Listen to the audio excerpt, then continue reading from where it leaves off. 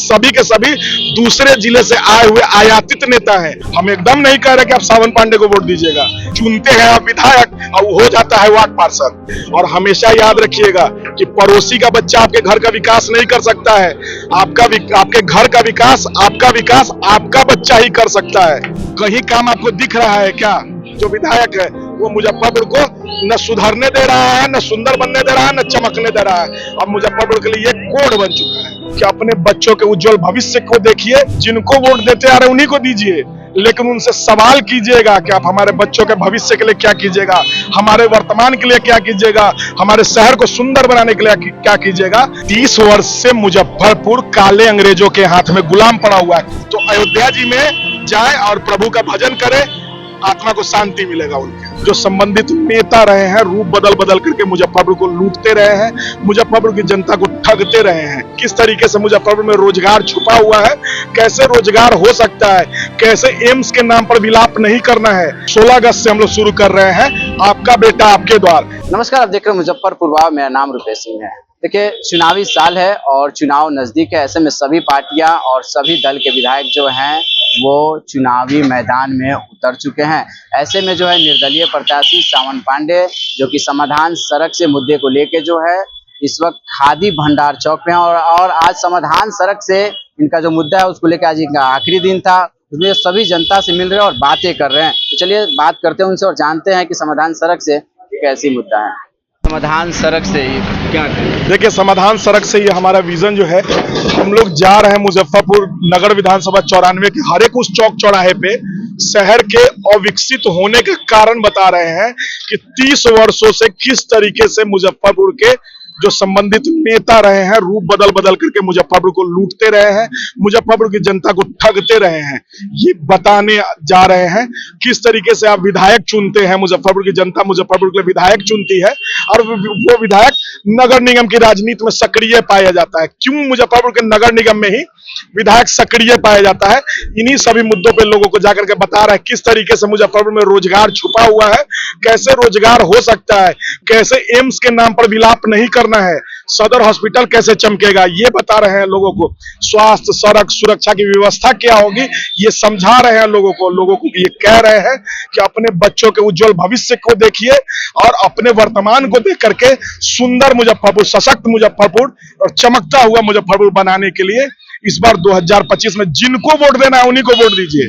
हम एकदम नहीं कह रहे कि आप सावन पांडे को वोट दीजिएगा, जिनको वोट देते आ रहे उन्हीं को दीजिए, लेकिन उनसे सवाल कीजिएगा कि आप हमारे बच्चों के भविष्य के लिए क्या कीजिएगा, हमारे वर्तमान के लिए क्या कीजिएगा, हमारे शहर को सुंदर बनाने के लिए क्या कीजिएगा।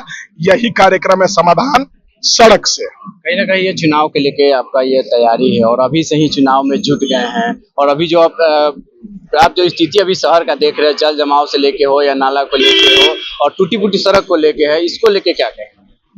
देखिए, 30 वर्ष से मुजफ्फरपुर काले अंग्रेजों के हाथ में गुलाम पड़ा हुआ है। काला अंग्रेज इस वजह से कि 1947 में जब 15 अगस्त को देश आजाद हुआ तो 15 अगस्त से पहले देश गोरे अंग्रेजों के हाथों में गुलाम था और 30 वर्षों से मुजफ्फरपुर काले अंग्रेजों के हाथों में गुलाम है। और ये सभी के सभी दूसरे जिले से आए हुए आयातित नेता हैं।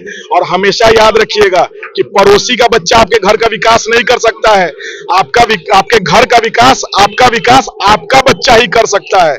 ये हमेशा ध्यान में रखिए। ये बता रहे हैं, लोग आते हैं, वादा करते हैं और जीत जाते हैं, तो इस पर सावन पांडे का क्या कहें? देखिए, हम वादा कर ही नहीं रहे हैं कुछ भी।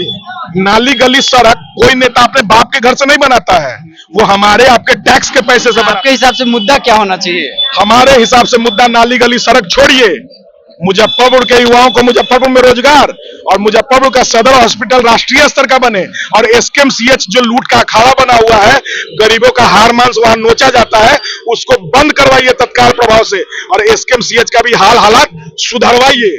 आगे आपका क्या मैप रहेगा? देखिए, आगे अभी हम लोग ये कार्यक्रम जो हमारा समाधान सड़क से आज ये आखिरी है, आज यहाँ हम लोग कर रहे हैं, फिर परसों से हम लोग शुरू कर रहे हैं, मतलब 16 अगस्त से हम लोग शुरू कर रहे हैं आपका बेटा आपके द्वार। अब हम लोग घर घर जा रहे हैं और जा करके आपको हाथ पांव पकड़ करके समझाएंगे कि जिनको वोट देना है उन्हीं को वोट दीजिए, लेकिन उठिए, जागिए, समझिए कि कहां कहां ये लुटेरे नेता 30 वर्षों से आपको लूट रहे हैं। चुनते हैं आप विधायक और हो जाता है वार्ड पार्षद। मुजफ्फरपुर का विधायक जैसे ही चुनाता है वो हो जाता है वार्ड पार्षद, उसको नगर निगम की राजनीति में मन लगने लगता है। किस तरीके से स्मार्ट सिटी में मुजफ्फरपुर को लूटा गया है। स्मार्ट सिटी के मुद्दे पर न मुजफ्फरपुर का पक्ष बोलने को तैयार है, न विपक्ष बोलने को तैयार है। क्या माना जाए, इस लूट में, इस हमाम में सभी नंगे हैं, इस लूट में सभी शामिल हैं, या किसी का डर है कि इस स्मार्ट सिटी के लूट के योजना पर कोई बोल नहीं पा रहा है। पेपर पे देखा जाता है कि स्मार्ट सिटी 75% 80% पूरा हो चुका है, लेकिन धरातल पे काम हुआ है। आप भी तो घूमते ही हैं, आप मीडिया बंधु हमसे ज्यादा घूमते हैं, आप कहीं काम आपको दिख रहा है क्या? अभी हम लाइट जहां जहां स्मार्ट सिटी में लगा है उसका अगर आपको दे देंगे ब्यौरा तो माथा पर हाथ रख लीजिएगा। हजारों रुपए का लाइट है। जो मैरिन ड्राइव बना है, कई सौ करोड़ रुपया लोग खर्चा कर रहा है मैरिन ड्राइव को के डेवलपमेंट को लेकर के। अब मैरिन ड्राइव के बनने से पहले, उद्घाटन होने से पहले वहां का टाइल्स पाथवे सब टूट गया। वाटर ट्रीटमेंट प्लांट अभी तक वहां लगा नहीं है। जुड़न छपरा के डॉक्टर सबके नाली के पानी पर सड़ा हुआ महकता है, वहां पर मैरिन ड्राइव बनाया गया है।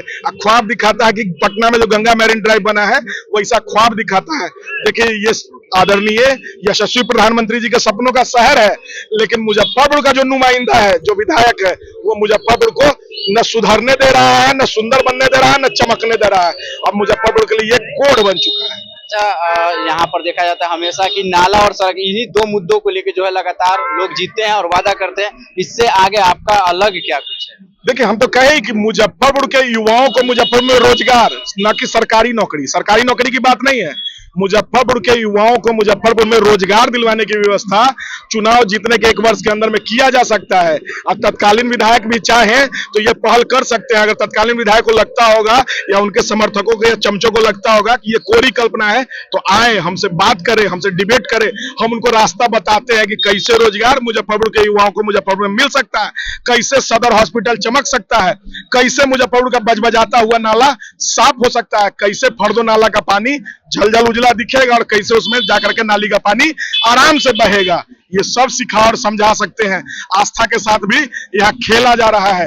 ये सब बंद करे विधायक जी, अब रिटायरमेंट का समय आ गया है और आपके माध्यम से उनको शुभकामना दे रहे हैं कि अगली बार तो वो चुनाव 2025 में जीतने नहीं जा रहे हैं। लगता है इस बार विधायक जी इस बार 2025 में चुनाव हारेंगे, तो अयोध्या जी में जाए और प्रभु का भजन करे, आत्मा को शांति मिलेगा उनके।